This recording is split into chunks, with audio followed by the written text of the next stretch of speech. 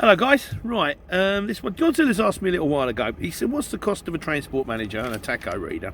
And then again this week we had Derek McDonald said, what does your transport manager do?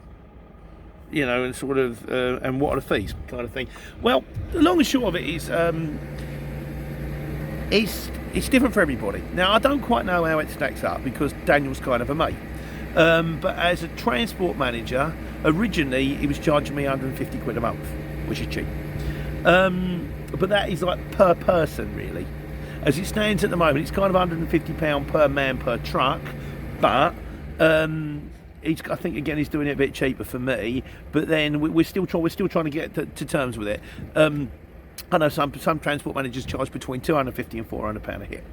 That's kind of what you can expect to pay, I think. But then also some of them are very, very good, so they're kind of worth their money type thing. Also, me and Daniel have got a little system going, which is, I mean, first thing he did is he showed me this. He showed me the tacho up here, and he shows you how to download it. There's a little switch in here. You flick that out like that, and what you do, you put your transport card in there, and I've got a thing that I can plug in there. He showed me how to download the tacho head. He's also given me a thing that I can plug into my computer so I can download my own cards, and I've got Tacho Master, which he can see from his computer. So as long as everything is tickety-boo, what I do every Saturday is I go to the trucks, I grab the driver's cards and put them in the computer, and that shows like that shows what we've been driving for the week. No infringements, hopefully 3 weeks running now, no infringements, and you know, the hours worked and all that kind of stuff.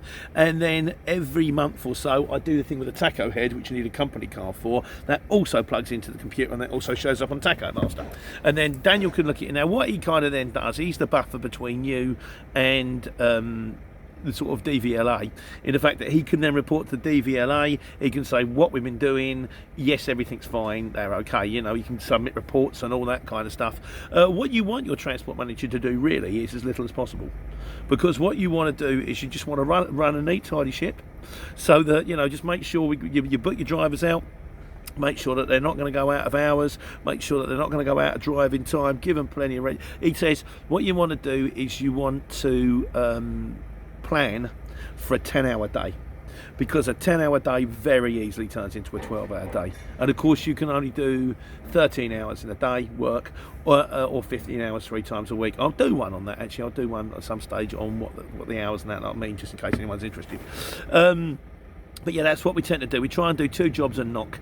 It's easier if you start early, because it just is, because you've got more chance of getting one in the rest of your day. And if you have to have a big break in between, at least you'll reset your driver's hours, even though you can't reset your work time, you know.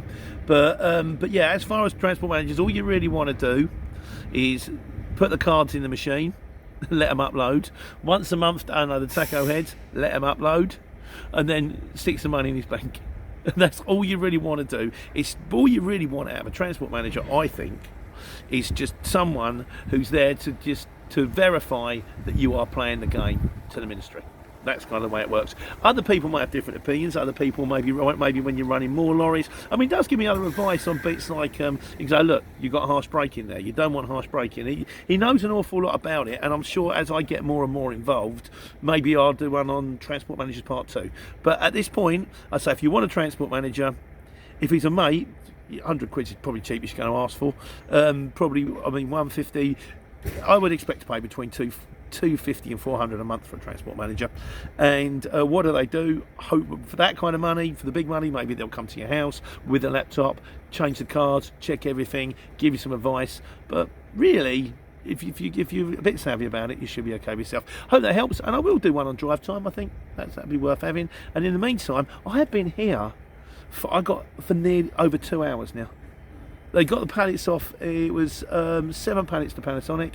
They got the pallets off in the first 15-20 minutes, but they've got to check every single item because they're really expensive camera equipment, and I've got another job to go to, and I'm ringing them and the number don't exist, and I'm like, I don't know where this is going to go. So wish me luck, because I need to take care and take money.